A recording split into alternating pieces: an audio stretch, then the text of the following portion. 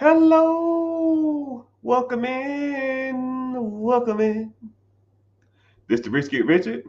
Thank you for watching. Thank you for tuning in. We about to get this party started. We streaming over all social media platforms, and it's a good day today. So we're gonna talk about different stuff, different money plays, different ways to make money, different ways on how you can get money, get access to money, get capital, raise capital, grow your capital, and all that kind of stuff like that. Like I said before, we're streaming live on multiple different websites or different platforms: Facebook in the house, YouTube in the house, Twitch in the house, Instagram, Kick, Twitch. But they be acting up sometimes, so it is what it is. What's up? I see you. Hey, Mr. Richard, I see you. What's going on? Welcome in, welcome in. Go ahead and ask your questions. So I always ask somebody on the, um, I always ask somebody, what subject do you want to talk about? And someone asked, um, buying a business versus buying real estate. And once you kind of understand um, the ins and out of both of them, then you can kind of understand what you want to get into. Thanks for sharing my experiences. I'm here for you, man. But yeah, so let's go ahead and get started on that real quick. And then if y'all want to ask questions, the questions will come in, and I'll see if I can answer them. But I try to get to them as much as possible because there's a lot of people in here. I'm streaming over a lot of social media platforms, and it's just a lot to. It's a lot of comments at times. So if you wanted to get into, so let's talk about both of them, right? So let's talk about real estate first. There's multiple different ways you can get into real estate. Um, so real estate, one, it's easier to get into. I feel it's kind of easier to get into, and there's multiple ways you can do it. You can do techniques called bird dogging. You can do a technique called wholesaling. You can do buy your primary home. You can do buy an investment property. You can buy a fix and flip, meaning you buy it, you flip it, you put money into it, force the appreciation, sell it to someone else. Wholesaling means you find a distressed property, you get it under contract, and you assign the contract to an investor. Bird dogging means you find properties for investors. Then you have syndication. Syndication is when you pull money together for other people, and then you go out and buy property. So if you got 50,000, you got 5,000, you got 20,000, you got 70,000, you got 100,000. You pull all those people money together, and you go out and buy property, and then that property is going to bring you in profits from the rent that it generates. And then however much money they put in, you divvy that money up, and then you take a fee on top. Hey, I'm a manager of this, and I want 5% or 3%. But you can get an acquisition fee. You get a fee for buying it. You get a disposition fee for selling it.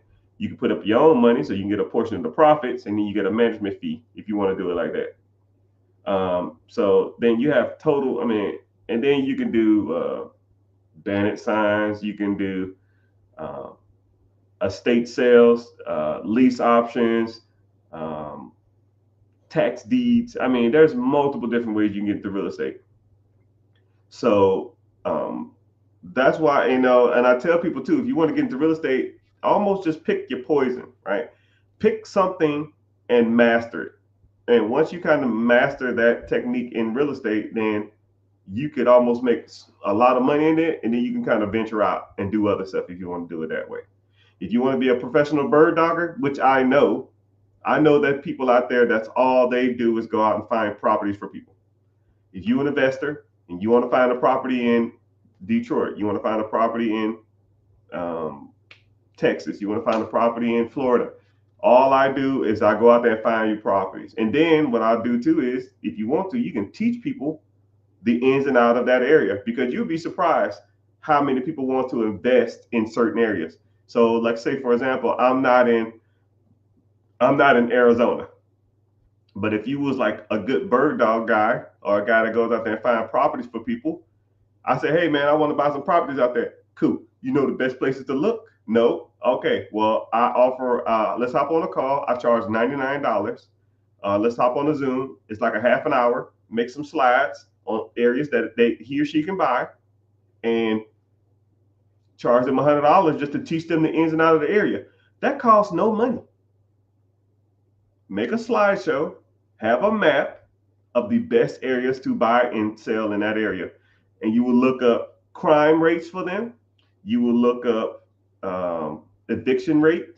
You will look up rent rates, and you can do all this for free, and then charge somebody $100 to teach them how to invest, what the best areas to invest in that area. Charge them $100, $200, $500, $1,000, $5,000. Who cares? Whatever you want. So there's multiple different ways on investing in real estate, buying real estate, and getting into real estate. Okay, so now you have the business aspect of it. Buying a business takes a little more to know the ins and out of it. One, you can get into real estate without no credit. Just like that bird dog technique, that requires no credit. You don't need it. However, if you bought a business, more than likely you're gonna need good credit. Okay, you're gonna need some type of credibility that you can pay back 100,000, 200,000, 500,000, $1 million business loan. Okay, then you will need to know how to read certain documents. So when you buy a business, there's documents that come with that business, and if you have no clue what you're looking at, you need to learn those type of things, right? P&L, year to date, tax return, and an assortment of things, right? So there's multiple different things you can look at before you buy a business, and then you need a down payment. You can get into real estate with little to no money down, but it's a little harder to get into a business with no money down. So, one, you need to figure out what kind of business you want. When you get into real estate, a house is just a house, four walls and a roof for the most part, and then location. With business, you got to say, okay, do I want a Dunkin' Donuts? Do I want a tire shop? Do I want a roofing company? Do I want a plumbing company? There's multiple different things that you have to want to factor in before you even start. Because there's some industries that I'll never touch, and there's some industries that are more easier to run than others, So, but once you get through all that stuff, the profit margins on businesses way exceed real estate. Like, I'll give you two examples. Let's say there's a house for $1 million.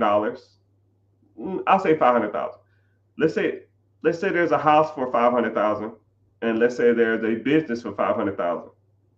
You buy that house for 500,000, and you rent it out. Let's say that rent in that area for a $500,000 house is $3,000. Your property taxes, interest, and insurance, and all that kind of stuff like that is probably $2,500. I'll say $2,300 just to make, I'll say $2,500 just to make this a little easier. $2,500 in payments. You make $3,000 a month in rent. That's $500 profit a month. Which $500 a month times 12 months, that's $6,000 a year. Yay, $6,000. Okay. Now I bought the same $500,000 business, and I'm looking for seller discretionary earnings or net to the owner of, we'll say, 200 grand. Right? You got that $500,000 business. You're gonna have to put 10% down. That's 50 grand. You buy it. It produces $200,000 to you. You pay yourself back the down payment. So 200 minus 50, you pay your down payment back. So now you're still making 150,000. Your payment on a business of $450,000 left is about $50,000 a year. So you still making $150,000 a year. So $100,000, $150,000 minus your 50, you're going to be profiting somewhere in the range of 95 to 105 a year. So I'll, round it to the middle and I'll say $100,000. So you buy a $500,000 house, you'll make $600 a year in profit. You buy a business, year one, you're going to be making about $100,000 a year. Year two, you don't have to pay back your down payment. You're going to be making about $150,000 a year. So people say, well, why would anybody buy real estate? Real estate has another factor in that I really didn't talk about, and that is appreciation. A $500,000 business 10 years from now is still going to be worth $500,000. A $500,000 house is probably going to be worth, in 10 years from now, it's going to be worth about $700,000. So now your property is going to be worth $200,000 more.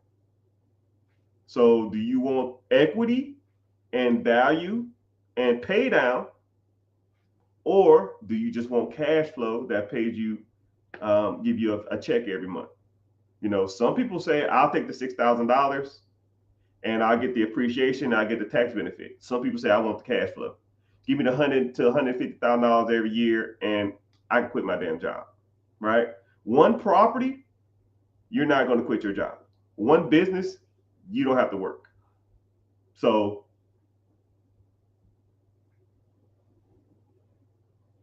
it depends. Now you can get into like 20 properties, then you don't have to work. But one business, you don't have to work. So a lot of people always weigh those pros and cons. I think that's just something that you need to decide. If you want to learn more about this process, I have a free webinar, a free training class called Be Your Own Boss. Click the link in the bio and come to the free class. It's Wednesday, 9 p.m. And then we weigh the pros and cons, right? And in our discussion class, we always talk about which one would you rather have, and I talk about the benefits of both, which I think you should have both. Because say if you did buy a business and you are making $100,000 to $150,000 a year and you only need $60,000 to live, now you have an excess of what, $80,000, $90,000 a year. Well, what you gonna do with that money? You need to start investing in other stuff. You can't just go out and ball out and live your best life. No, that ain't the game. The game is to get as much assets as fast as you can that produces you money. A lot of people I'll mentor or I'll talk to, they'll get a business and they're like, yo, man, I'm chilling. I'm like, no, you keep your foot on the gas. You keep going until you make so much money that it would almost be comical for you not to stop working. Right. And that's where I kind of was at. I mean, I was making decent money, really good money for years. And then one day I just sat back and I said, okay, I don't need to work no more. All right. And that's how you need to be. You can't just be like, I got one business. Let me try to live off this and coast off this. No, let's get 4 or 5 businesses. And then when you're bringing in, $100K a month, you take the $100K. Now you just go out and buy single family duplex, triplexes, quadplexes, apartment complex, apartments, trailer parks, mobile home parks, all that kind of stuff. You start buying that stuff, and then that money's going to start making you money. And then when that money comes in, then you start investing in ETFs, mutual funds, stocks, bonds, whatever. And then that money will start paying you dividend, and that'll start making you money. And then you start setting up like trust for your kids and your grandkids and your kids' kids and your kids' kids. And now you're sitting on stockpiles of investments in the stock market, stockpiles of real estate, stockpiles of businesses, and they all feed each other. All 4 of them, which I call that pretty much the 4 horsemen. That's the process that I pretty much teach.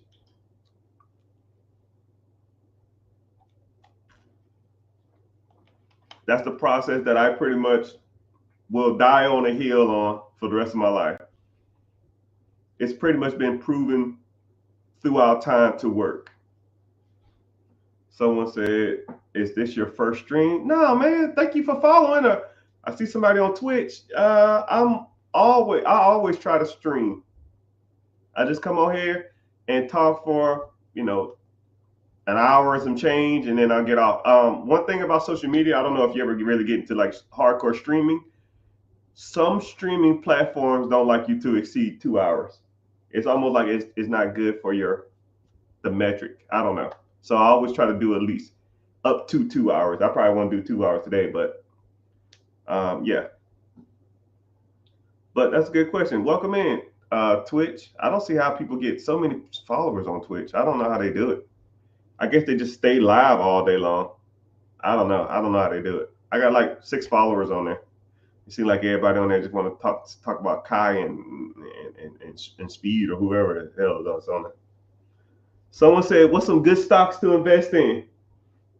So, my guy, you have multiple different options when it comes to individual stocks. You have obviously individual stocks, then you have collection of stocks, which are mutual funds, and then you have ETFs, then you have index funds, and then if you want to get into crypto and stuff like that, you can get into that too. But it all, there's tons of stocks that do good. I tell people who don't want, it's either you can sit back and try to watch it and see how it does, or you can just put your money into something and set it and forget it. If you want to set it and forget it, mutual funds, ETFs, and index funds is the way to go.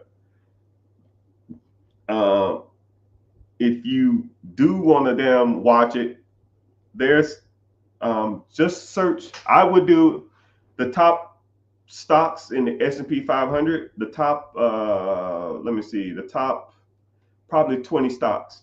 You know that the top 10 stocks in the nation make up 40% of the stocks. I want you to understand that what I'm saying. I'm going to say it again. The top 10 stocks in the nation makes up 40% of the holdings of the nation.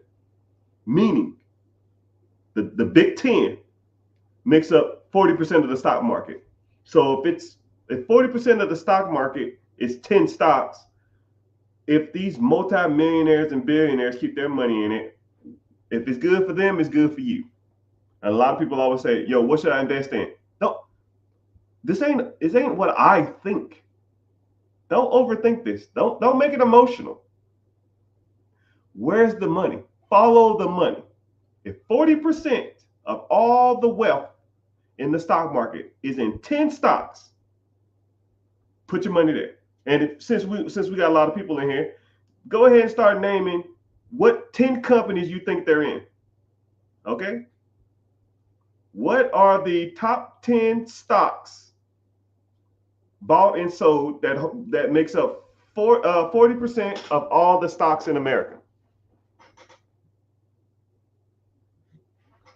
What are the top 10 stocks in America that's being bought and sold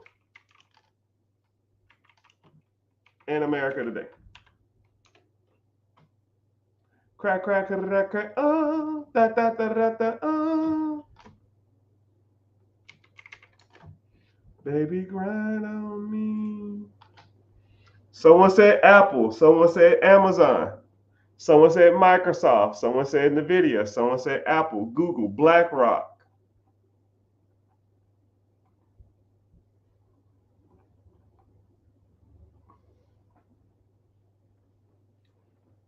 Let's see what we got. Someone said Amazon, Apple, Google, NVIDIA, Microsoft, Meta, Berkshire Hathaway.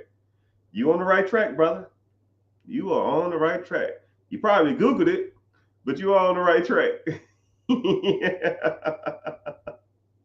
But the top, for those who just coming in, I see people popping in. So I see you on YouTube, Google, Apple, Facebook, and Amazon.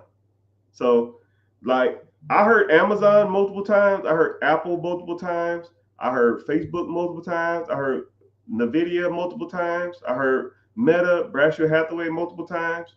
If y'all already know the answers to the test, y'all should be getting 100%.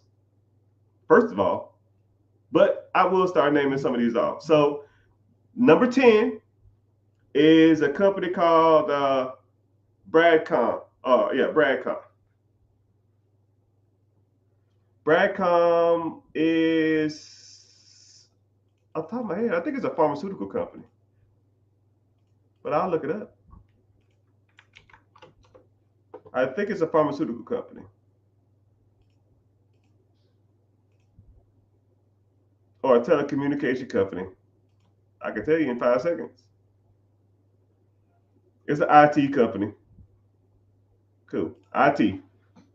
Bradshaw Hathaway. Sorry. Bradcom is a IT company. Number 9 is Alphabet.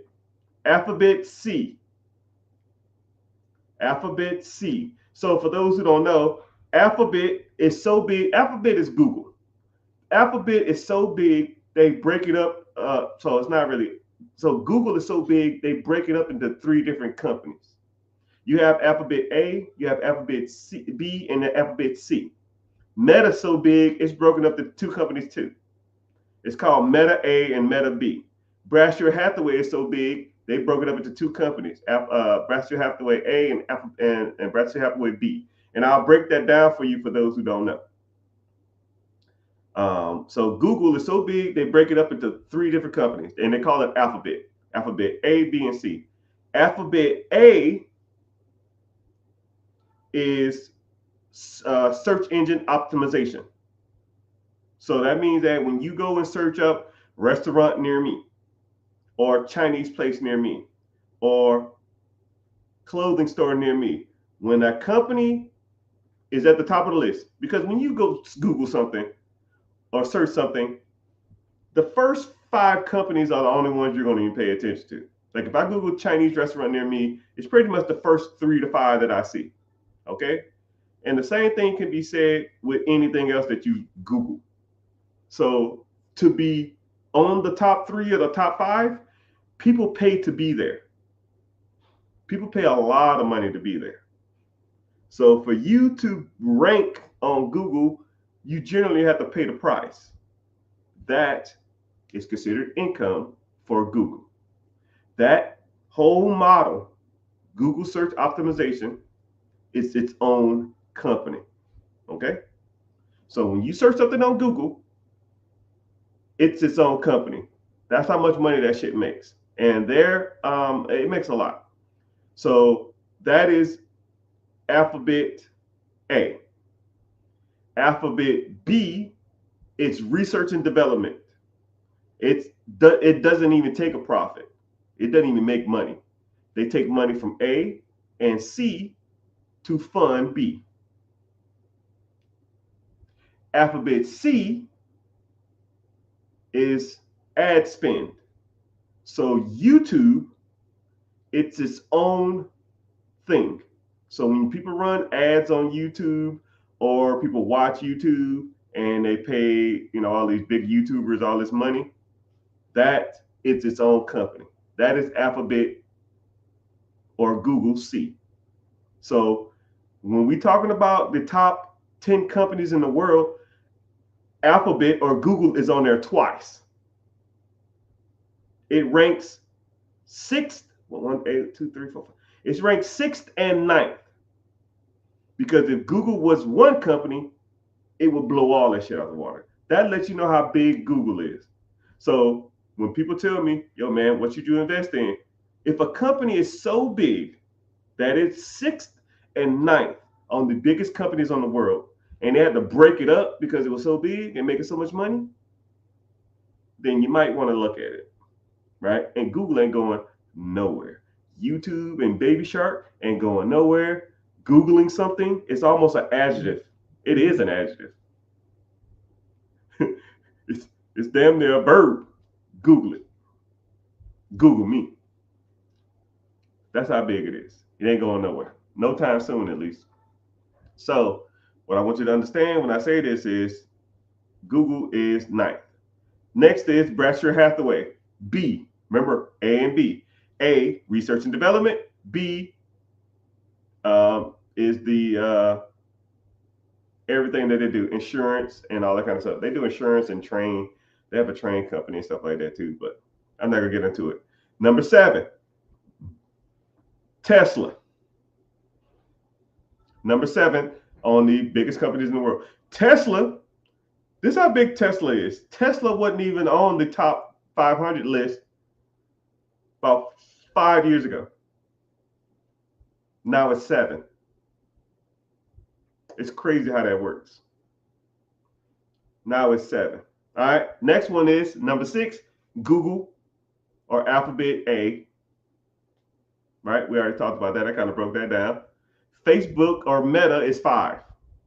Facebook, Meta, A, which is ads. They run ads on Facebook and they sell your information to whoever they want to sell it to. That's how they make their money. And then Meta B is research and development, trying to figure out how to, get more money out of people. Number 4 is Amazon, which we all know that. Number 3 is Microsoft, Windows, Excel, Microsoft Word, all of that. And number 2 on the list of the top 10 companies in America that makes up 40% of all the stock market is a company that no one really talks about, and y'all really need to get on the ball. Yeah, I've been hitting the gym. Yeah, I lost a lot of weight. I'm down like 30, 40 pounds or something. I'm down a lot. Thanks for noticing that. It's a company called NVIDIA. Now, I try not to push people to certain stocks. I try not to tell people what to do with their money, right? In detail, right? I kind of give you the information and you go ahead and do whatever you want. But NVIDIA is the hottest thing since sliced bread. Now, I'm not going to tell you to go out and invest your money in the stock market, because don't come to me and say, Mr. Rich told me to buy this and I lost my money. But I put it like this. NVIDIA makes microchips and processors for majority of all the computers in the world. When you move your mouse around and your computer comes on, look at the load screen. It's something on there that says NVIDIA. They make processors for video games. They make processors for computers.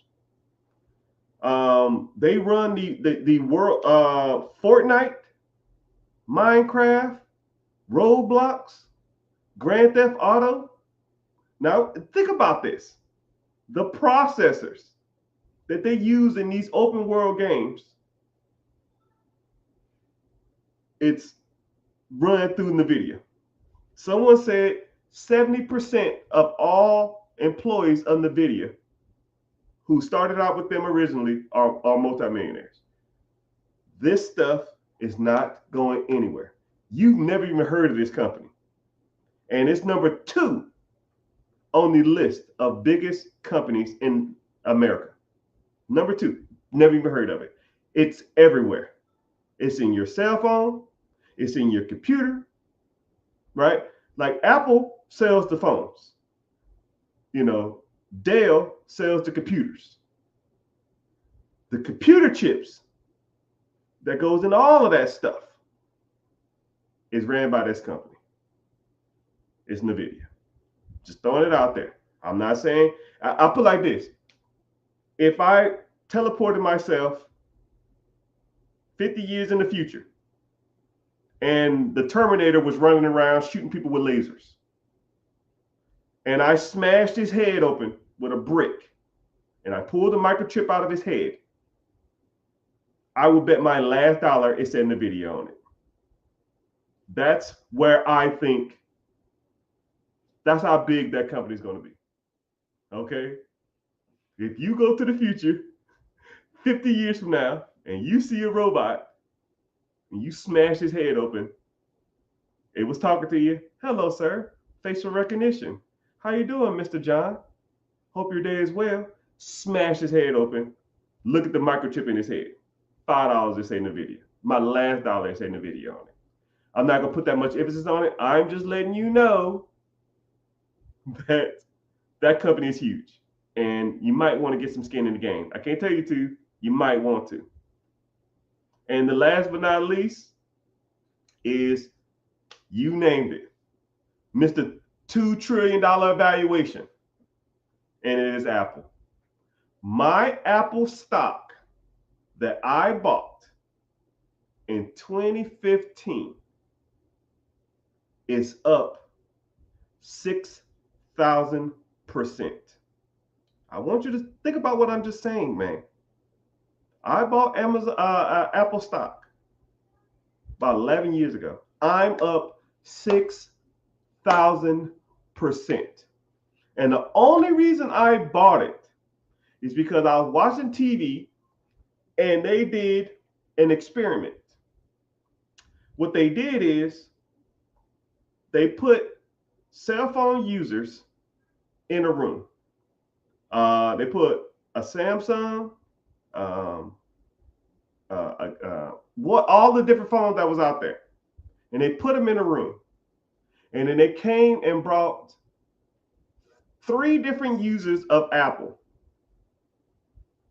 and they set them across from each other. And the 3 people with Apples would like play on their phone, and they would talk about how cool it was. Man, I got the latest and greatest Apple iPhone. I got this, I got that, I got this, I got that. And they would just look at the person in front of them. And it was just like, they wouldn't even say anything. They would just look at their phone and then just keep talking about their phone. And the person who didn't have an iPhone was so subconscious or insecure about their phone, they literally put it up. They didn't want their phone to be out. They didn't want their phone to be seen in front of other people. When a market or an ideal of something, an inferior product, can hypnotize people to think that that product is the best thing in the world, they're not going anywhere. Just like when I said earlier that my computer was acting up, and someone said, get an Apple. People are brainwashed when it comes to this product. It's almost the equivalent of Jordans. Almost, right? People love the ideal of Michael Jordan so much that they will wear Jordans for the rest of their damn life. They will wait in line. I've seen people waiting in line to buy Jordans who are 50 years old.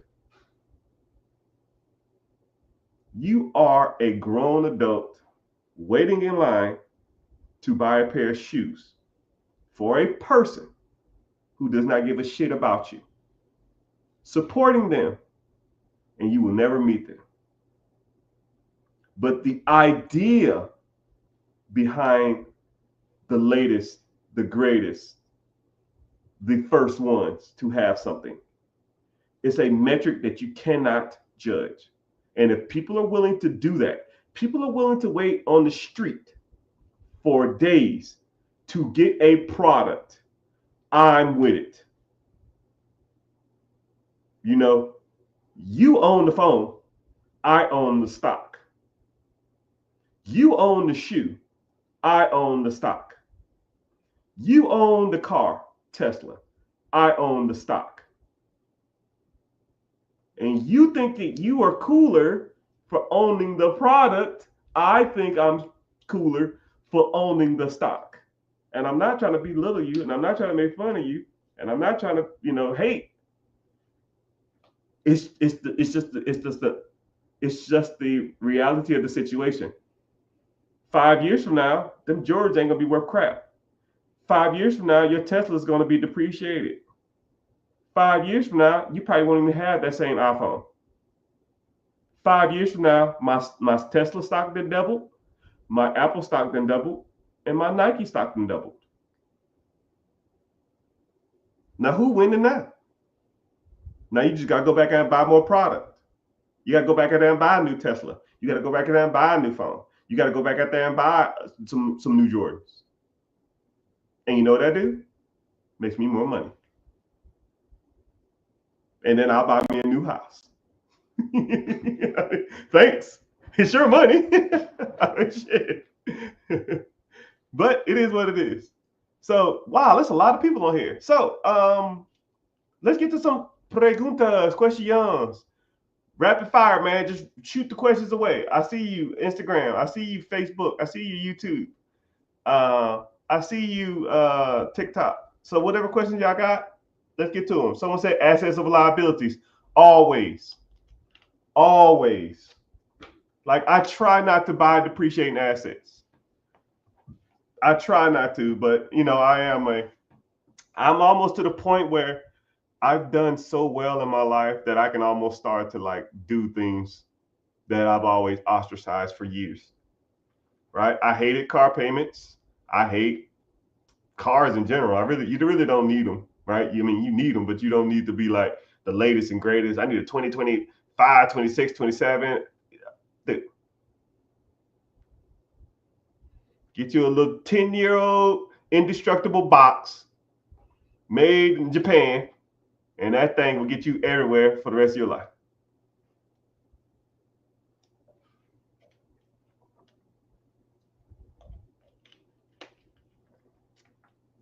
I think the average Honda lasts 200,000 miles. 200,000? But I guess you can't be the king of the block in a Honda, right? I can't be cool in a Honda. If that's your objective, is to be cool, then yeah, I'd rather be rich. I'd rather be rich and uncool than the coolest person at my job. I'd rather be rich and unemployed than cool and employed. I mean, shit. Stop it when I'm lying. I'd rather be rich at home than cool at my job. Maybe I'm tripping. Back in the day, I used to ask people that all the time. I said, I want y'all to do this scenario in your head too. And I said, if I gave you $100,000 cash, however, for 1 year's time, you could not dress up. Like you couldn't wear like nice clothes. You have to wear like old dirty sweatpants or pajama pants or t-shirts. I don't care if it's a wedding. I don't care if it's a funeral. I don't care if it's a party. I don't care. You have to wear attire that doesn't look pleasing to the American. Or I will give you the $100,000, but you only can spend it on clothes, fashion, Louis, Gucci, Fendi, Prada, Nike, whatever. What would you do? I want you to really think about that, because it makes you think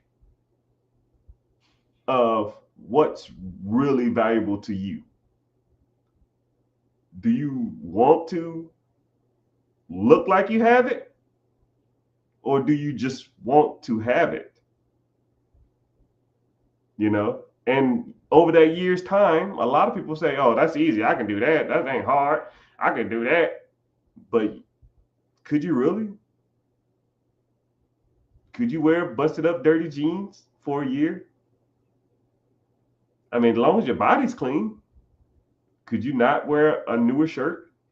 Could you not go shopping for a year for clothes?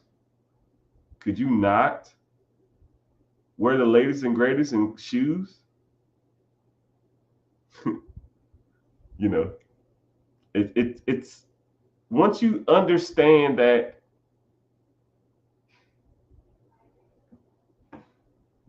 there is power in presentation, but there's just as much power in the having the money and not being able to show it. You know, you'll meet a lot of rich people. If you started like really getting into this money thing, you'll meet a lot of wealthy and rich people, and none of them will show their wealth. And a lot of times when I meet people and I see, oh, you got a, Hermes belt, you got the Gucci on, you got the Louis, you got the Dolce and Gabbana. As soon as I see them, I already know. Unless they have unless they're bringing in some serious dough, I can already tell. I mean, you can put $10,000, $15,000 down on a Lambo. You can put $15,000, $20,000 down. Hell, you can put $5,000 down on a Rolls Royce and make $3,000 payments. You can't fake that stuff. I mean, you can fake that stuff. But when you go to people's houses with Lambos and they live in regular houses, or they have an Escalade, or they have a G-Wagon and they have regular houses, you know where the money's going. Or you see people in the nicest clothes in an apartment, you know. I always tell people, if I could turn your house upside down, if I turn everything in your house upside down and put it in one big pile in your driveway, and if everything in that pile is more money than what you have in your bank account, you are messing up in life. I want you to really think about that. If you don't listen to shit I say the whole time I'm on here, just listen to that. If I took everything in your house, okay, everything in your house, and put it in one big ass pile, a pile of stuff, clothes, TVs, video games, shoes, stuff. It's just things. Big old pile. Put it in the driveway. Throw your car in there too. A big old pile of stuff. If I add up all that stuff that's in that driveway, and I say, show me your bank account. If it's more, if that value of that crap in that damn pile is more than what you got in your bank account, you are seriously messing up in life, people. Right? And I'm not trying to belittle you, and I'm not trying to make fun of you. I'm not trying to ostracize or criticize you. You are messing up in life. Your life revolves around consumption. You're just buying shit that gives you really no true value, and you're just collecting stuff to essentially or inevitably one day be piled in the middle of the damn driveway and give you no value. Now, this is where it gets good too. Let's say you did add up all that stuff. Let's say you took your couch, your TV, your radio, your shoes, your clothes, your purses, your watches, all of that shit, right? And you went and added it up in the driveway, right? Let's put it at $50,000. Could you sell all of that shit right now for $50,000? Could you sell your TV for $50,000? Let's say your TV, you bought it for $500. Could you sell your TV right now for $500? I'll wait. Those Michael Jordans you wait fucking 3 hours in line for, you paid $400 for it. Could you probably sell them for $400?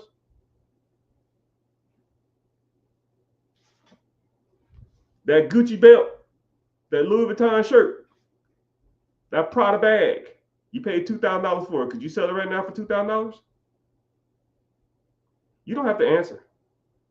We all know the answer. That couch from Ashley's Furniture that you spent $4,000 on, could you go sell it right now for $4,000? I'm listening. There's only a handful of things that you can buy that's a consumer product and it'd be worth what you paid for it. It's a handful. Your computer monitor. Fuck, the cell phone you're probably watching this on. You probably paid $1,000 for it. You couldn't get $600 from a crackhead right now for that shit.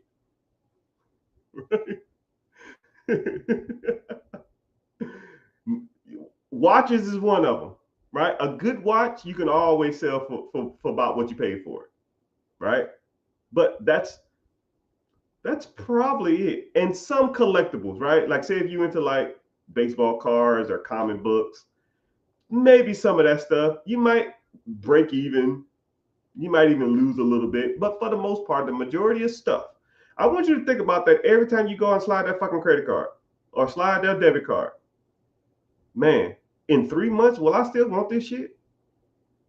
Or in 3 months, will this still be providing me value? Probably not. A lot of shit in people's houses don't do anything. It's just there. It's just there. You don't need all that shit. You know? Especially if you don't got it. Like if you bringing in $500,000 a year, be my guest. You bringing in $200,000 a year. from a business or real estate, be my fucking guest. What's up, man? I see you. Yeah, I'll get to you. I'm on live. Yeah, so I want you to think about that. You're spending all the money. So let me get this straight. You go to work probably for close to 10 hours a day, probably close to 11 hours a day. So you wake up, half an hour to get ready, then an hour to get to work, then 8-hour shift plus an hour break. So that's 9 hours. Then an hour to get home because traffic always works when you get home. So you spend 11 hours a day to go buy a whole bunch of shit in your house that don't give you value, that's worth half of what you pay for it, if not less, just to tell people you have it. That's the game, people. That's your life. That's what you here for. That's what you go work 11 hours. You wake up out of your sleep to get ready to go drive, to do a job that you fucking hate, work with people that you don't like, and listen to a boss who don't know what the hell he's talking about. To fight traffic again for 11 hours out of your 16 hours a day you're awake, just to buy a whole bunch of shit that ain't worth what you pay for it. I figured it out, people. I'm writing a book on this. I figured it out. That's the game. And then one day, if you in your apartment or whatever, and then you can't pay the bills, that you lost your job, boom. Can't pay your rent, they throw you out your apartment or whatever, throw you out your house. And they're going to take all that shit in the pile that I was just talking about. That TV, that ain't worth what you pay for it. That couch, what you ain't paid for it. What ain't what you worth it. It ain't worth what you paid for it. Them clothes, that ain't worth it. Them shoes that depreciated. Those hats, that whatever that you bought is going to be sitting in a pile on the curb. And you couldn't sell, let's say you have $30,000 worth of shit. You couldn't sell that shit for $5,000 cash.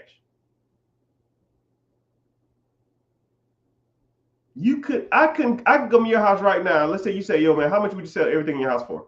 Well, I paid about $30,000 for it. Cool, I give you $3,000 now. It's probably worth about 90% of what you paid for, about 10% of what you paid for it. Right? But let's say you start buying some real assets. Say you took your check and you bought a house. You paid $50,000 for the house. How much that house going to be worth in 5 years from now?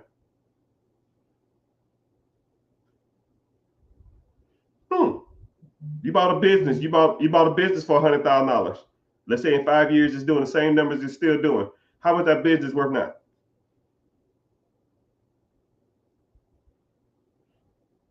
I just named the top 10 stocks: Apple, Nvidia, Microsoft, Amazon, Facebook, Alphabet A, Alphabet C, Tesla, Berkshire Hathaway, Broadcom. You bought any one of those stocks. Those top 10 stocks make up 40% of the stock market. You bought any of those stocks. 5 years from now, what are they worth? I bet damn sure it ain't gonna be 90% of what you paid for it.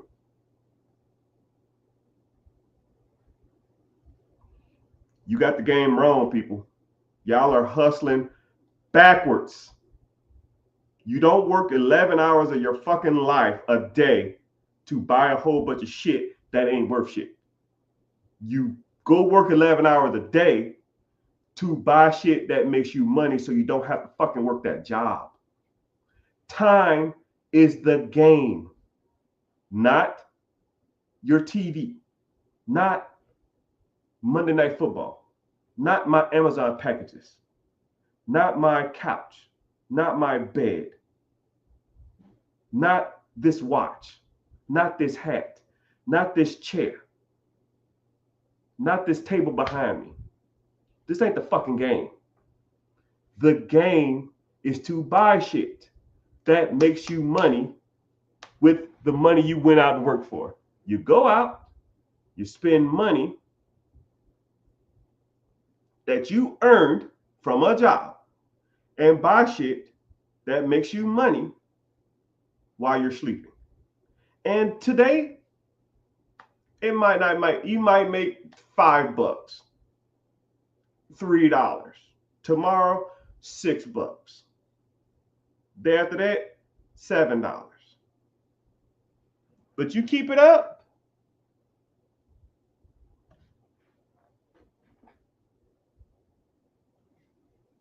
you keep it up. You bought $100 stock in those companies. It might make you $2 today. It might make you $4 tomorrow. It might make you $6 the day after that. And it might just keep on a little by little. But you'll look back. You bought one house here. You bought a little small business here. You bought some stocks here. And one day you'll look back and you're like, damn, I remember I was making $4 a day on this damn stock. I remember I was making $3 for a week on this one stock. I remember my rental property was making me $400 a month. Then I just kept buying more property. I remember when I bought my first business, it was making me $3,000 a month. I saved that money because now I understand that buying junk ain't it. So I saved that money. I saved the money coming in from the stocks. I saved the money coming in from the business. I saved the money coming in from real estate, and I bought more real estate. I bought more businesses and bigger businesses, and then I bought more investments. And then one day you'll just look back on it and you're like, damn, my Apple stock made 7,000%. That's crazy. But I don't even care about what my stocks are doing because I'm making money because I kept buying property. I'm making more money because I kept buying businesses. You know? So once you understand that a lot of the stuff that you're doing this is controlled by you. It all starts with your mindset. It all starts with what you are doing to get ahead. Thank you for the follow on Instagram. I see you. You have to start looking at your money as the tool, not as a means to live. You can't look at it like that. You don't work to live.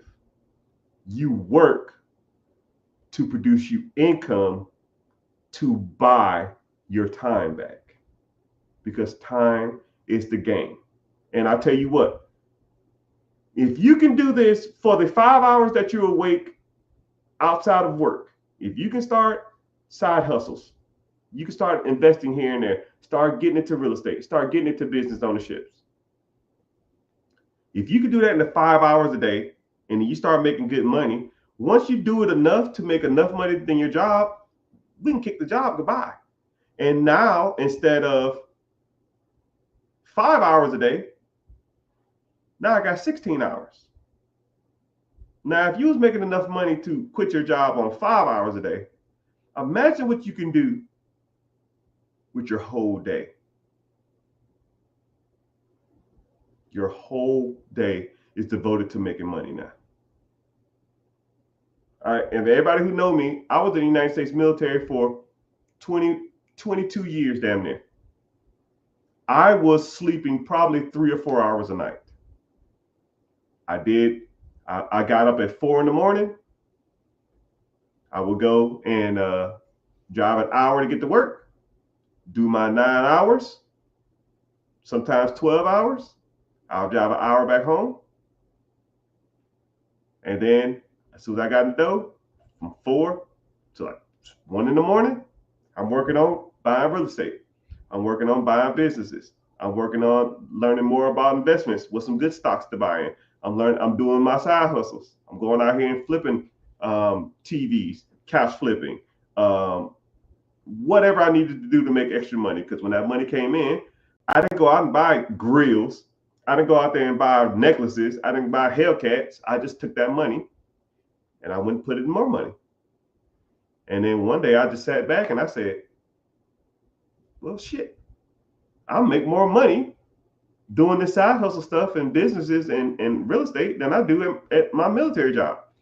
So I got out the military. And now I had all of that time to make money. And then the first month, this is what's crazy. I was probably doing 50, 60, $70,000 a month while in the military. When I got out the military, instead of me spending 6 hours a day, I had 18 hours a day. My income damn near quadrupled. It was astronomical because I had all day. I had all day to devote towards making this money. And if you have discipline, you have a little bit of drive, and you have some want, and this stuff is doable, people. Anybody on here listen to me, all of this shit is doable. But you got to want to learn the processes, you got to want to commit, and you can't slack off. Okay? You can't slack off. All right. So let's get to some questions. I got on the rant. I apologize. But if you want to learn more about these processes, I do have a free class. It's on Wednesday, 9 p.m. EST. It's called Be Your Own Boss. Be there or beware. Ha ha ha ha ha ha. But yeah, we talk about and no slacking. Yeah, no slacking. We talk about buying businesses. We talk about buying real estate. We talk about investing. We talk about credit. We talk about business credit. We talk about business credit. We talk about hybrid credit lending, credit stacking. Man, we talk about a lot. But yeah, just come check it out if you're interested. If you're not, it's all good. So somebody said, would you buy a franchise or a non-franchise business first? I like the way you asked that question. Someone said, would you buy a franchise or a non-franchise business first? So a franchise, so you got to take consideration. Franchise businesses are they're like done for you. Okay. So it's like, okay. So I'm gonna have a subcategory of a subcategory because I'm gonna talk about non-franchises and I'm gonna talk about franchises like a little more in depth. So a non-franchise tag, for anybody who don't know what a franchise is, a franchise means that you are buying into a system that's already in place. So majority of restaurants, let's say Subway has a franchise tag. That means that you buy a Subway, that means you already have the systems, the teams, you have all of that stuff in place, right? The attorneys, they do ads for you. They run $5 foot-long commercials and all that kind of stuff like that. But you pay them a royalty, right? Royalties can range anywhere from 4% up to 10%, some businesses. So everything you bring in, let's say if your Subway brings in $1 million, you owe them $100,000. So if it's 10%. So some people don't like franchises because they don't want to pay a royalty fee. But, the royalty fee is for, like I said, ads. It comes with support. It comes with everything that you need. And then you get the community too. So let's say every Monday, Subway franchisees meet and they have a Zoom class and then they talk about what it's like running the Subway and all the different ins and outs that everybody's facing. Some people need that support. And if you feel like you need that support, it's good for you. And then they will have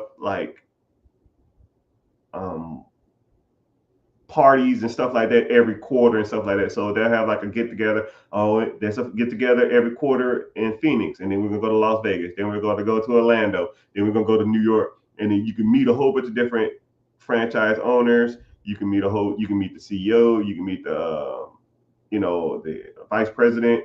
You can meet all these different people that you see on these Zooms, and you can network with other franchises and all that kind of stuff like that. So some people like that support. Some people need that support. And it really just depends on what you want to do.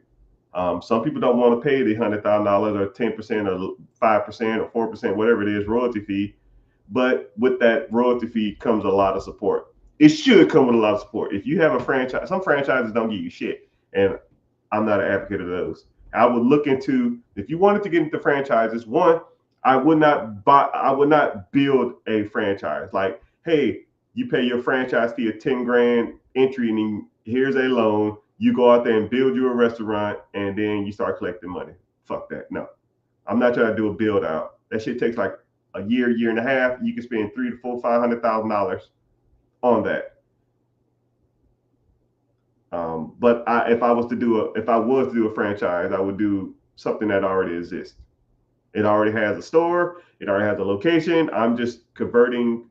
I'm just taking over the ownership from someone else, and you just got to reach out to the franchisee, the franchise, whoever the franchise is, and you got to get approved. Which, how hard is that? It's like a job interview. If you can hold a vernacular for more than 5 minutes, you can pass. Can't be that hard, right?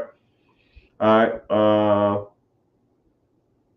Someone said, "What platform is it hosted on?" I have a time available. I need direct on what to do. Yeah, it's on. I don't even remember the platform, but I think it's an event, web event, something like that. But click the link in the bio. I think the guy who asked is on Instagram. Go to the bio, click, and it'll say "Be Your Own Boss." Just sign up there. I think it's like your name, your email, and your phone number, right? And I don't sell your information. I don't do any of that crap. So I don't do any of that crap. Someone said, "What about car washes?" Okay, cool. Car washes is good. But there's three different types of car washes. If you want to get into car washes, there's self-wash, like the quarter ones, and then you have the drive-through ones, and then you got mobile detailing. Mobile detailing means that you go to someone's house and you clean their car. That's on the rise, but it can be a little pricey. Um, if the drive-through ones is one everybody wants. You drive through and then you vacuum your car out yourself. You charge $10, $15 a person. A lot of the bigger companies are sucking all them up. But you still can make money on the quarter ones too. Like you go, you put your quarters in and you hand brush yourself. So it really depends. It's easier to get into mobile detailing and the quarter ones. The bigger ones are kind of saturated from the bigger companies. I think whenever hard times hit for people, if there's a recession coming up anytime soon or ever, I think that a lot of people gravitate away from the drive-through $10, $15 one and just go do the ones themselves for $5. But car washes are going to be here forever. They're not going anywhere. Mobile detailing is like a luxury.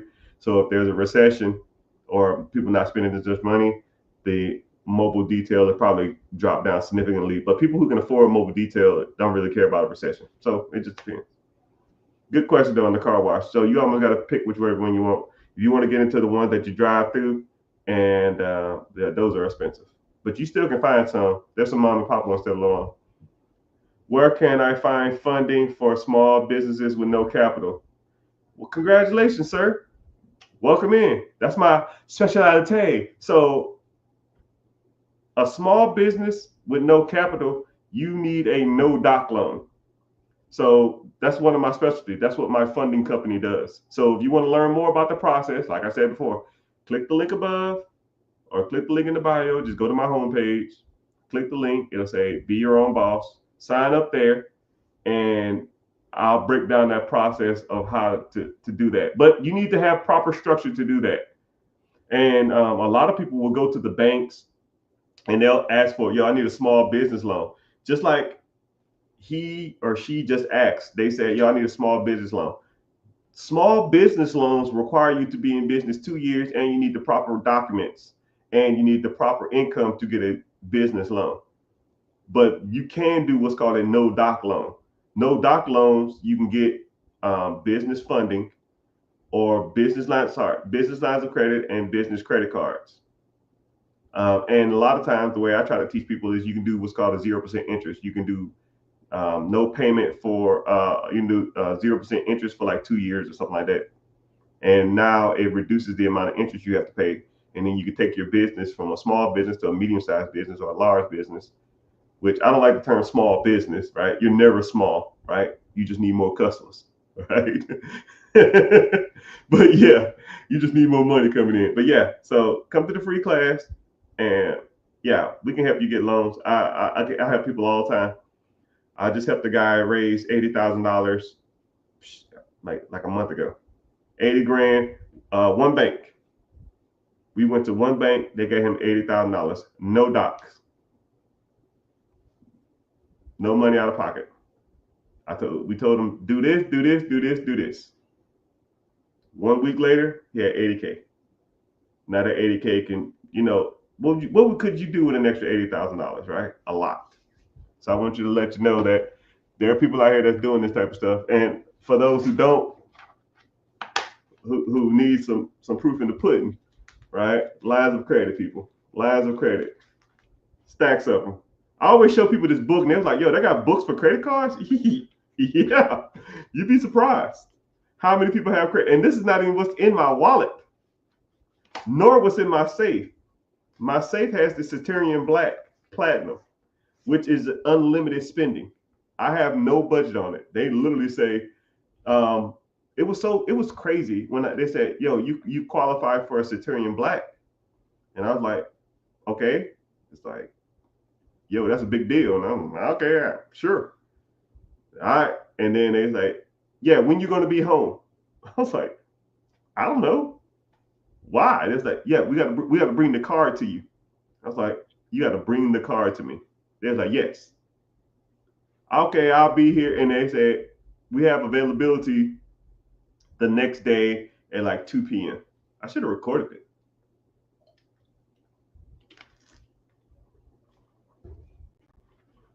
It was so crazy. It said, we will bring you your card at 2 p.m.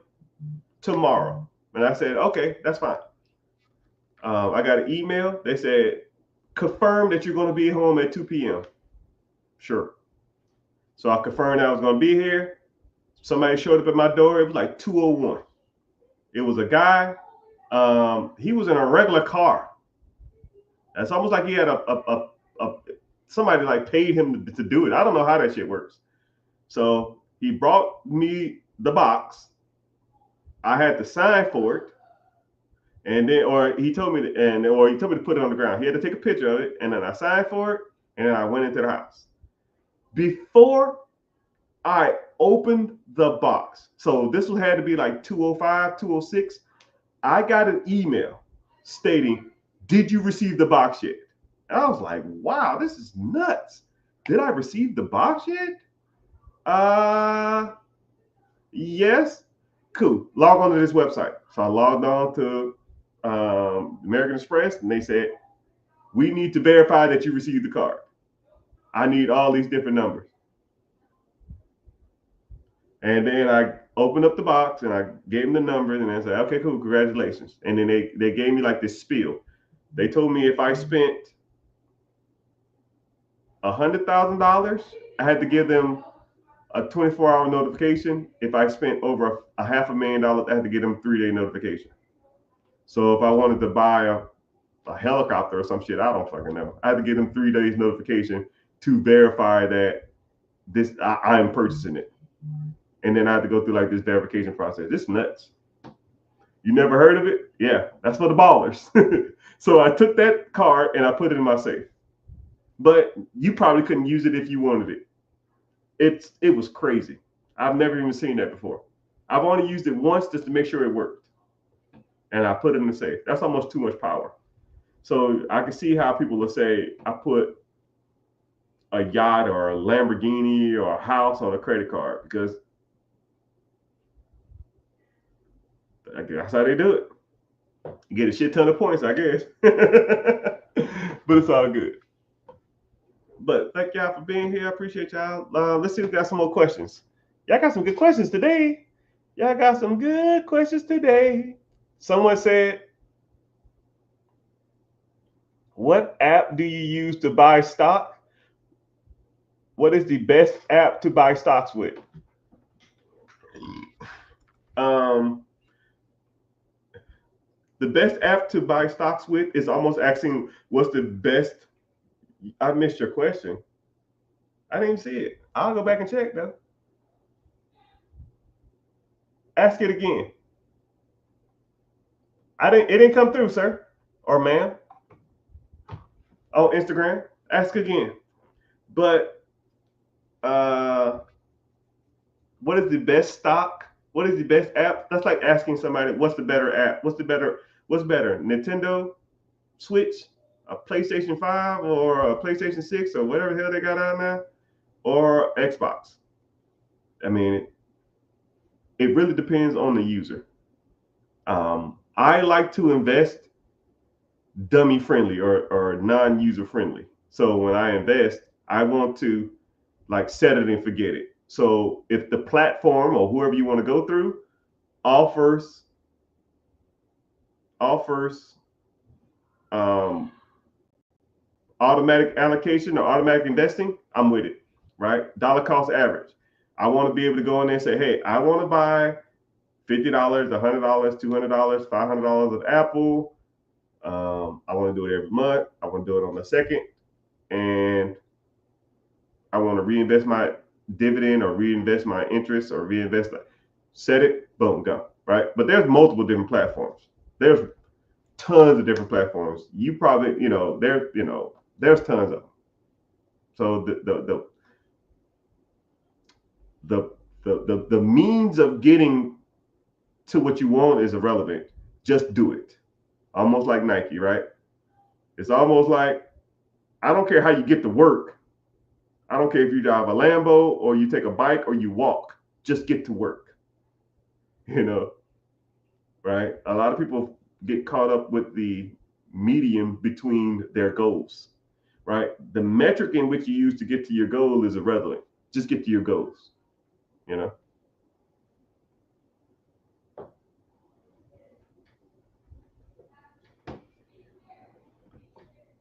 Oh, I missed other people's questions. I ain't see any. I already asked. I answered.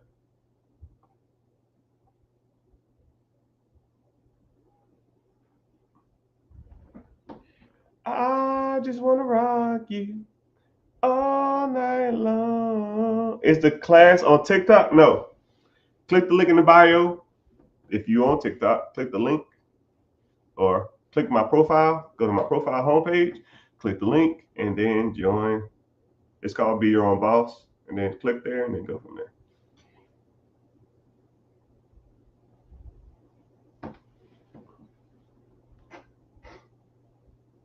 Where do you do the class? It's online. Build a business you can franchise? I guess you can. You can build a business you can franchise, but that's a great question / statement, but I'm gonna put you on some game. Yes, I'm gonna try to give you a great example of something. I don't fucking know. Let's say if I wanted to start I'm trying to think of something that's not out. Let's say if there was a hot dog pizza shop. I don't know. And I wanted to make the #1 hot dog pizza place in America. And then I wanted to sell, call it Frank Zillas or something. I don't know. Frank Eats Us. Frank Pizzas. I don't know. Frank Pizzas. Okay. I came up with the Frank Pizzas. And I want to start this business and I want to make it a franchise, right? I have to not only start a business and build it out myself, then I gotta proof the concept. I gotta do the marketing, do all the research, and it might take me 5-10 years before I even get all that crap done. So I'm 10 years down the road. I started this from scratch, and then I'm finally getting some traction. Then I probably can do all that. I probably can start selling franchises to people, and then I got to go out and pretty much create my own job doing that. I mean, it sounds like a good play, and you probably can make a lot of money doing it. But if you just bought an existing business, take the profit from that, then buy another business in 2 years from there, and then take the profits from both of those and buy a third business in 5 years, then take the profit from all three of them and buy a third business in year 6, and then buy a fifth business in year 7 and 8. Now I'm making $300,000, $1,000 a month. And then by year 10, I done stacked $5 million. I'm not trying to buy no franchise. I'm not trying to build no another business. I'm done. 10 million, 15 million. How much money you need? We're done. By the time you get everything set up, we're done. Shit, the game over. I'm retired. You know? Someone said my Kevin Hart business post brought me here. Well, hey man, it's crazy how Kevin Hart, I don't know what he was thinking. I mean, so for those who don't know, I did make a post about Kevin Hart. I need to quit talking about celebrities. Well, I might need to start talking about celebrities more, because it seems like every time I talk about celebrities doing dumb stuff with their money, it seems like I get a lot of traction. I'm gonna just be a person that call out celebrities, and I guess I'll be indirectly a celebrity. You know, that's what. In all honestly, that's what 50 Cent did. If you really truly think about it, 50 Cent just called out everybody in the rap game, and he became the #1 rapper doing it. Right? It's crazy how that worked. I might just need to start calling out people on their money, because just because you're a celebrity or you're rich doesn't mean you make smart financial decisions. So Kevin Hart started a vegan, plant-based food chain. I don't know how many stores he had. I think he had like 8 different stores in California. But 2 years later, it crashed. He could have talked to me. He could have paid me $500 and talked to me for 5 minutes, and he'd have pitched his idea, and I'd have said, "Yo, bro, that's the dumbest thing I've ever heard in my life." One, you don't have a proof of concept, meaning you don't even know if people want the shit. How the hell are you going to sell somebody something that they don't even want? And then also, you don't have, you're selling something that's not even sound pleasing. And then you probably got to overpay for it. So let me get this straight, Mr. Hart. You're pretty much selling somebody something that they don't want, that's more expensive than something I do want, from a place I've never heard of. It's not going to work. I mean, fuck. Hey, man, I got a vegan burger. Okay, I didn't want a vegan burger. When I go eat a burger, I don't want a vegan burger, right? I don't want no plant-based soybean burger. I just want the greasiest. I know why I'm here. You know why I'm here, right? I want to eat regret. I don't want to eat healthy sometimes. I want to eat a nasty burger that's bad for me. It give me heartburn and keep me up at night. And then, like, say if I go to McDonald's to get a #1, or Taco Bell and get, 3 tacos, say it's $6, $7. I go to this plant-based vegan place crap that I've never heard of, but I'm supposed to go there because Kevin Hart says it's good. And I'm paying $16 for a soybean burger that tastes like crap, and a green smoothie that tastes weird, that has a crappy aftertaste. I pay twice as much for half the flavor. Man, hell no. Why would anybody do that? And then for you to take a concept that don't even exist and do it. Like, I could understand that there was already a vegan place that's already making hundreds of thousands, millions of dollars, that's been around for 10 years, right? You got a track record, you got systems, you got teams, you got employees, you got proof of concept. It's already working. Buy a system that already works. Don't build a system and hope that it works. You're not going to win. Hell, even the businesses that's been around for years sometimes don't even work. Dollar General damn near going out of business. Kmart damn near going out of business. What else? What other businesses nowadays are going out of business? Right? There's tons of them that just ain't making it. They ain't making the cut. They closing the doors. Those ain't even working. So you think you're gonna come up and just wave your little magic wand and hope that just because your name's behind it that people want to get behind it? No, bro. That shit ain't it. It ain't it. So doing that, I know for sure ain't work. You might have, if it was a franchise or something, maybe, because at least franchise got some kind of buzz behind it. A proof of concept that don't work from a name that I never heard of just because I'm supposed to buy it because you Kevin Hart. I don't give a damn about that. I don't care about that. Someone said, what are my thoughts on Acorn? They okay. Like I said, the platform you use to invest is irrelevant. Just invest. Like someone saying, yo, man, what's the difference between you like Brooks? Do you like Nike? Do you like what type of running shoes do you like to run in? Bro, just go run. You worry about the wrong thing. Go run. The ones you got on, they hurt your feet. Do some reviews, then go buy some new shoes. Right? Let's get some shit popping first. Let's get some stuff popping. Ain't buying the turnkey business risky? Hell, everything's risky. Buying Apple stock is risky, right? Everything has risk. There are just ways to minimize the risk. Now, if I put it like this, someone said, is buying a turnkey business risky? Okay. Let's say I bought a turnkey business that's a year old. Is that risky? Now, let's say I'm gonna keep using sub shops because it's easy. Let's say there's a sub shop that's a year old, turnkey, that's making you $100,000 a year.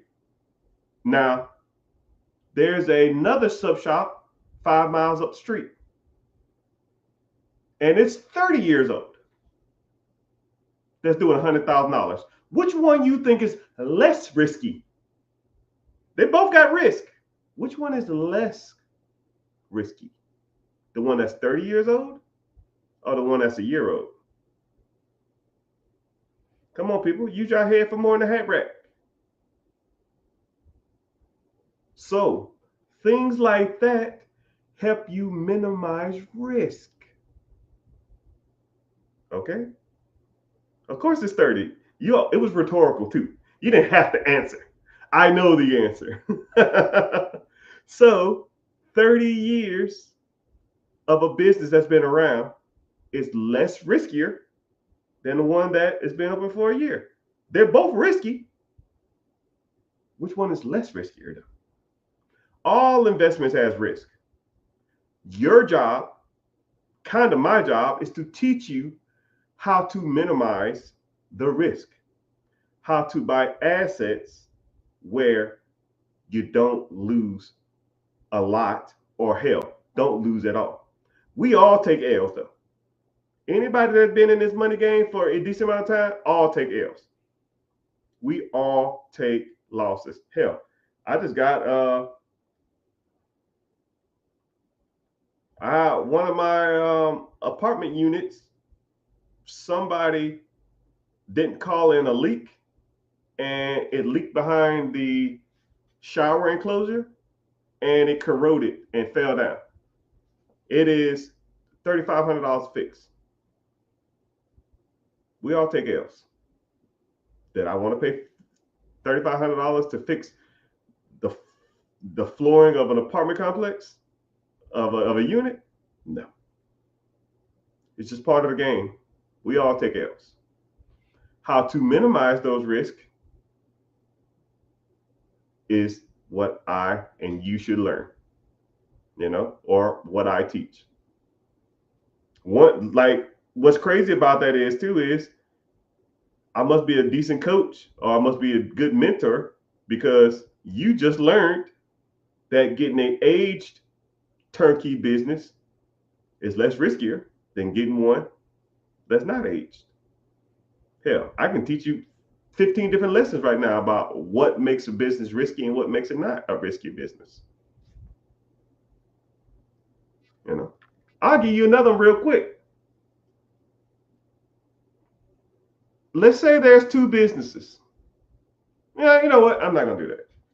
Nah, I don't feel like getting into the deeps of it. But good question, though.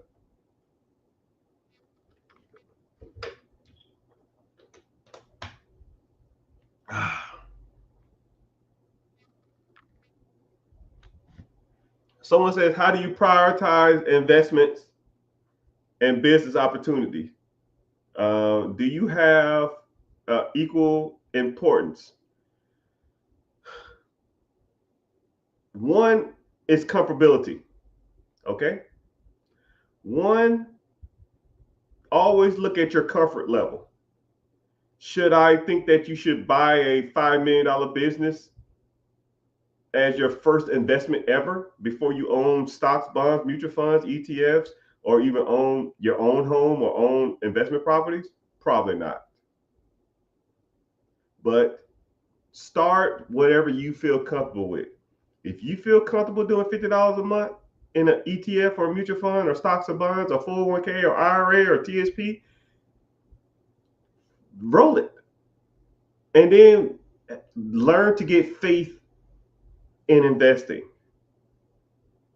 If you want to go out and buy your first property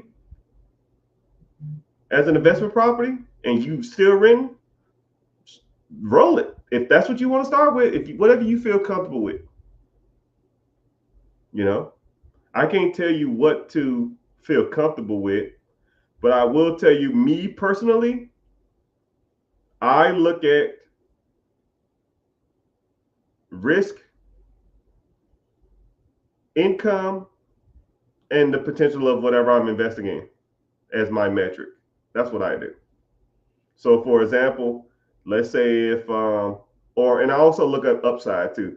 Let's say if I have, I have an extra $50,000 this month to invest, and I come across, because you should always be looking for opportunity. Always. I look at 10 different businesses to buy a day. I look at probably 30 or 40 different properties to buy a day, every day, right? And let's say this month, boom, I got an extra $40,000, extra $50,000. Let me see what houses are available. And let's say the houses this month, the ones that are available, not the best. They're not in a good neighborhood. They don't have good rent rates. They don't have tenants already in them. They have a lot of work that needs to be done. And I'm just like, nah, I'm done. I'm good on real estate this month. And then I'll look at a business for sale and I say, oh, wow, this has, the owner is retiring. He or she wants to sell it. They'll do an owner financing deal. They'll take $50,000 down and it produces me $118,000 a year for, while owning this business. And I'll say, well, how much money does it produce? How many hours I got to work? Oh, I said, I work from home. I work 3 hours a day. I work 3 hours a week. Cool. I'll hop on that. I prioritize that because now that is more enticing. And then the next month, I do the same thing. So next month, it'll probably do, okay, cool. I got an extra $30,000 this month. I looked at houses. The houses are sucking. I look at a business opportunity. Nothing catches my eye. Okay, well, I'll just buy $30,000 worth of NVIDIA stock. Or I'll buy $30,000 worth of Apple. I'll buy $30,000 worth of Facebook or Google or Alphabet or Tesla. And then it just sits in there and it makes me money, right? But what I don't do is not do anything. You have to do something constantly. You have to do something. I don't sit back and say, well, I'll wait. I'll get more opportunity down the road. No. You make your decision today. You figure it out now. Let's do it now. If no one told you today, I love you. Oh. Don't be cornballish. Damn, man, y'all bumping, man. Where y'all come from? Jeez, let me get y'all some shout outs. Crap. Twitter is bumping. YouTube is bumping. Twitch, where y'all come from? Y'all go ahead and let me know where y'all coming in from. Where y'all checking in from? Instagram bumping? Where y'all coming in from? Like, where y'all, like, what state y'all? Y'all not gonna say the city. Y'all can just say the state though if y'all want to. I appreciate y'all being in here. Get my damn views up.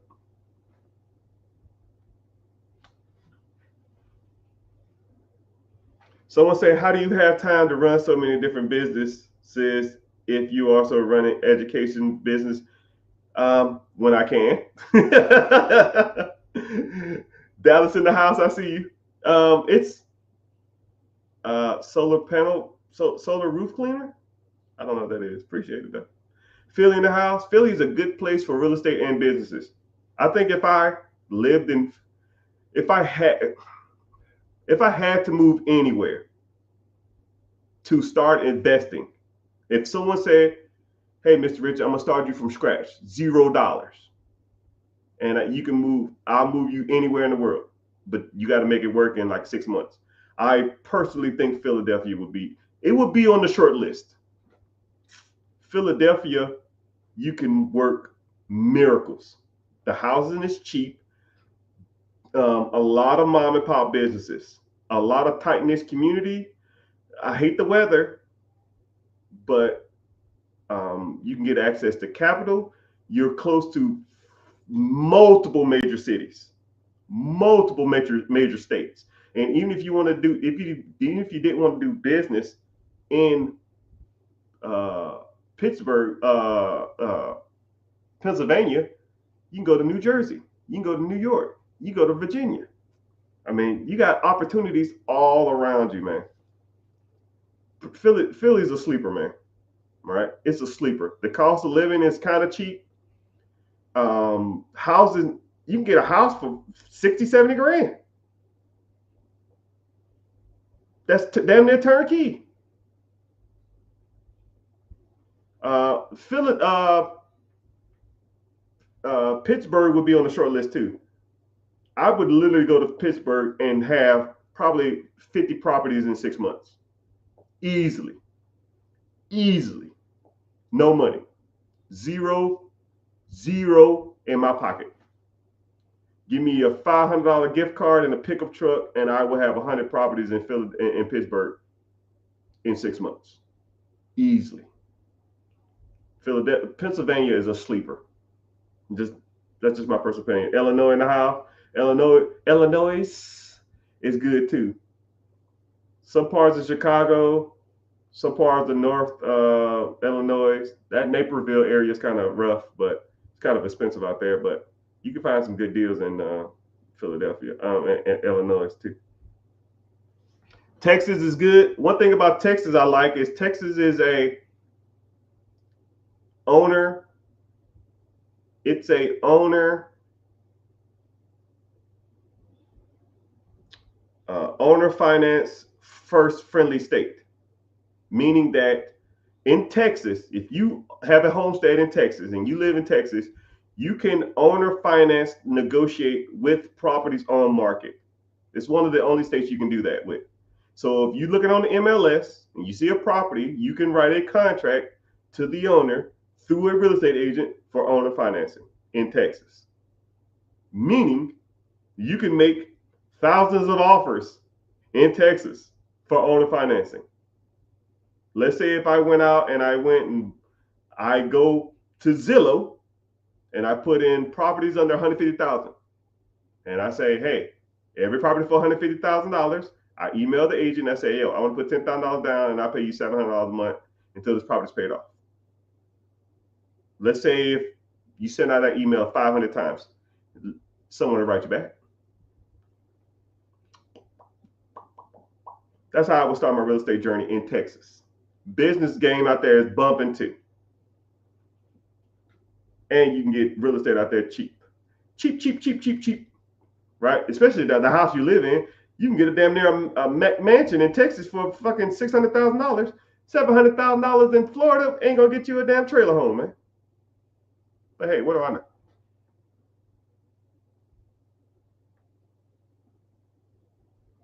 I wanna rock it. I just wanna rock you. Do I think cash will go away? No. Probably not. And if it do, it won't be in my lifetime or your lifetime. I sat back and thought about this for a while. Yeah, I don't think cash will ever go away. And if it do, it'll phase out over years. Only reason they have cash is to, it would have to be something that's worldwide accepted.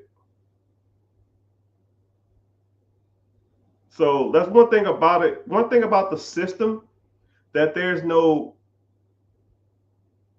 way I can give you money without, there's no universal metric of conversion of a good or a service or a product from a person to another that's nationwide accepted, but cash, right? Like, so if I say right now, hey, I got $100 for the first person to give me their cash app, you know what someone will say? I don't have cash app. What about someone, first person to give me their Zales? I give you $100. Someone say, I ain't got Zales. You see where I'm going with this? There's no universal payment method that's accepted. So if there's no universal payment method, until they have one, then cash ain't going nowhere, because cash is the universal metric of payment, right? I've been places where they don't even take cards and they only take cash. I mean, some things are more accepted than card than anything else. You know what I mean? If someone went up to you and tried to rob you, they're not gonna say, "Give me your debit card." They're gonna say, "Give me your cash." It's just the way it is, you know, because it's worldwide accepted. What's happening, brother?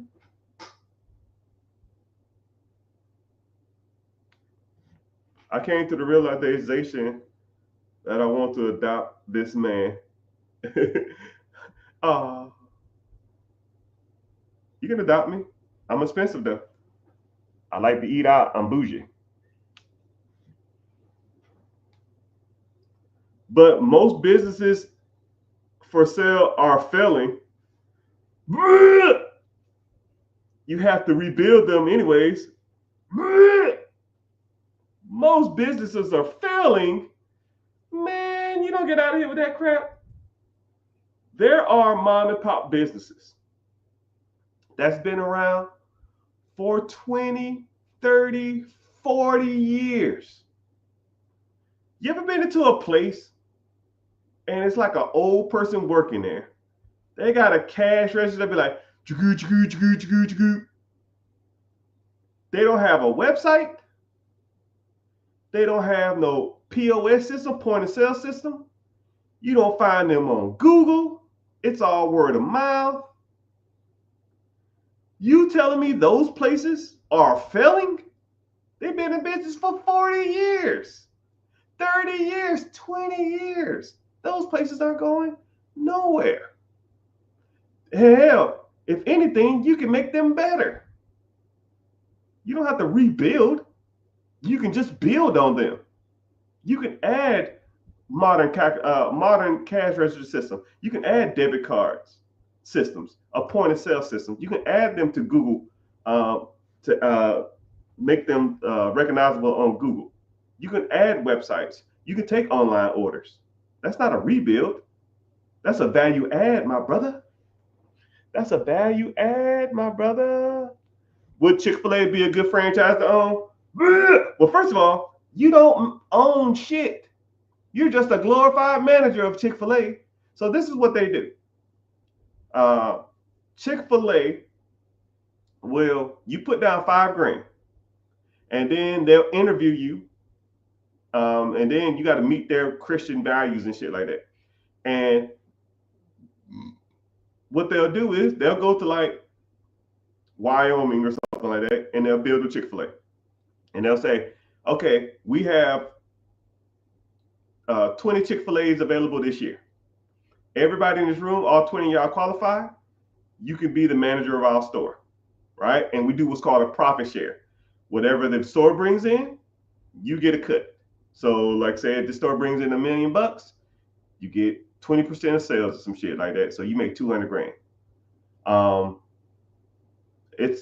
You're buying into the business, but they own the store. They own the location. They put up all the money. You're just managing their process.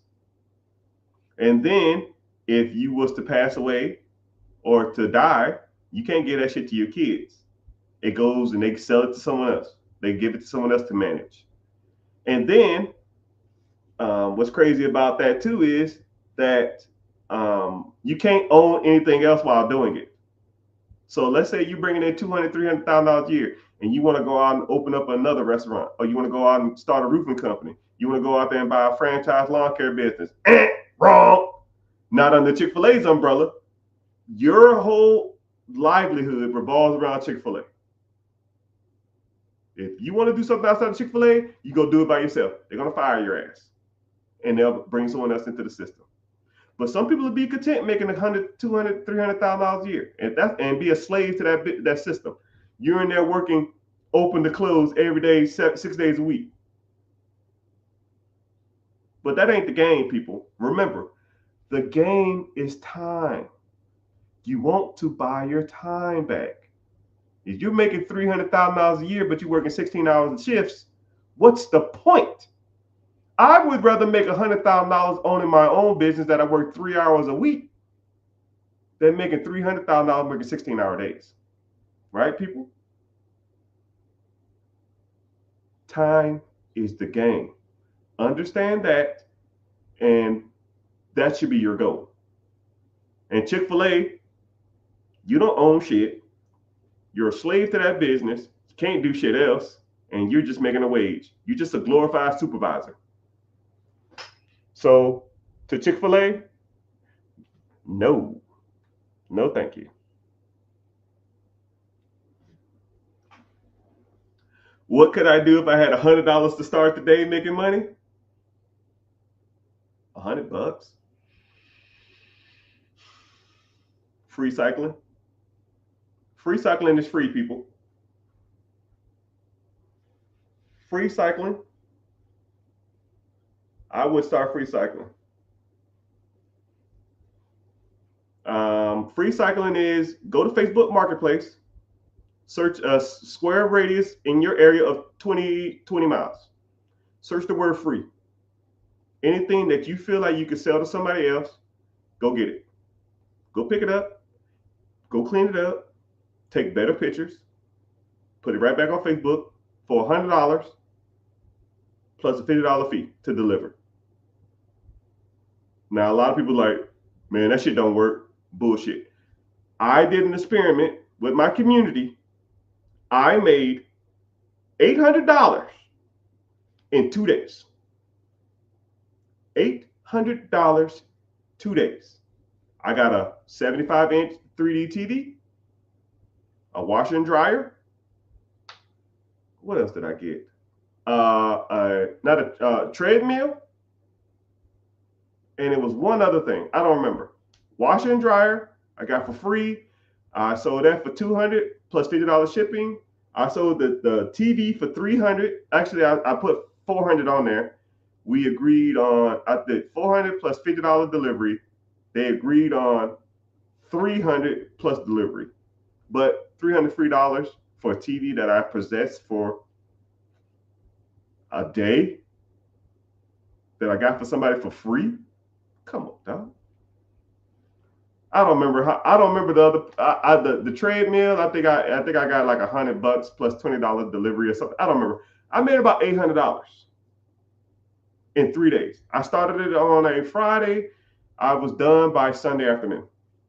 Technically, it wasn't even 3 days, right? I started Friday night at like 11 p.m.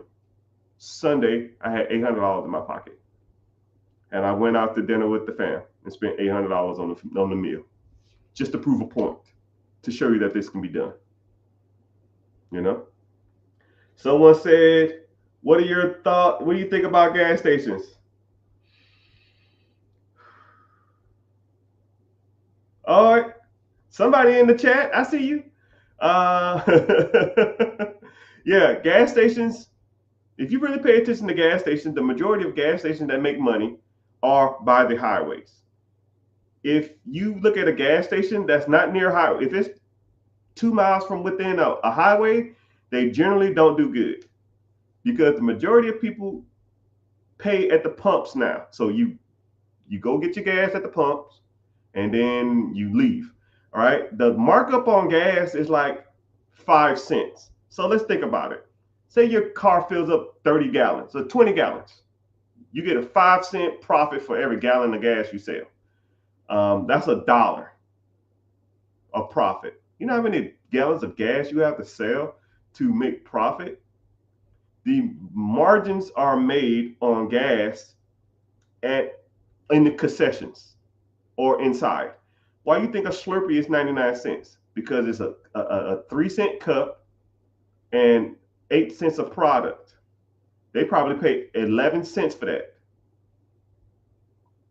11 cents, they sell it to you for $1. They make 90 cents off a drink. They made just as much money off a drink than you did off 20 gallons of gas. That 20 gallons of gas, if it's $3 a gallon, that's $60. Off $60, they make $1. But off a 99-cent drink, they make 90 cents. So I want you to think about it like that. So gas stations, like think about like Buc-ee's. Buc-ee's don't make shit on their gas. Buc-ee's makes money from you going in there and buying $8 brisket. Buc-ee's makes money off of you buying their t-shirts. Buc-ee's make money. You go to their fountain machines and they're selling their fountain drinks for the big gulp for $1.50. Shit, they spent 10 cents on that cup and 5 cents on the drink. So they make $1.50, 15 cents in cost. They make $1.30. That t-shirt cost them $3 to make. They sell it for $15.99. They up $14 from a t-shirt and a drink. But you buy $20 worth of gas, they only make $1. The money is in the concessions and in cigarettes and in lottery tickets and donuts. That's where they make their money at. So yeah, the gas just pays for the overhead. The gas just pays for itself. The gas pays to run everything. You want to start making profit? Start selling shit in your shop. That's why you ever go to a gas station and they'll have t-shirt. You ever went to a gas station? It's almost like they sell more shit than just gas. They sell food. They sell liquor. They sell t-shirts. I've seen a gas station that sell Xboxes. I've seen a gas station that sell, yellow jackets, contraceptives, just all kinds of shit because they make their money off of not gas. You ever went to a gas station that didn't even sell gas? It was like a convenience store. They had the pumps, and then they ripped the pumps down, and now they just sell like a little corner store because the money is in the services or in the products, not in the not in the gas. But we learning here. We learning, people. We're learning. Texas in the house, South Carolina in the house. I made a small fortune in South Carolina. A small fortune. Someone said I want to do a roller skate. If I would do a roller sink, I can't even talk. Roller skink, I can't even talk. A roller rink. I would do an existing one, and I want clientele that's been there for years. And I was catered to adults. I wouldn't want kids coming there and tear my shit up and shoot my place up. I want to, I had to have like skate jams and shit, and it'd be like 500 people on the floor. That's what I want, right? I ain't trying to cater to no kids. They don't even skate. They're just sitting around and want to fight and be cool. I'm good, right? Same thing with bowling alleys. If I was to buy a bowling alley, I wouldn't want to cater to people on dates. I want like a Mac Daddy league. I want a year-round league that has 1,000 fucking members, and they do a different league event every quarter, and that will pay for everything and some. And then people who just come in there randomly to do like random date night and stuff like that and family night, that's just an afterthought. That's just extra money.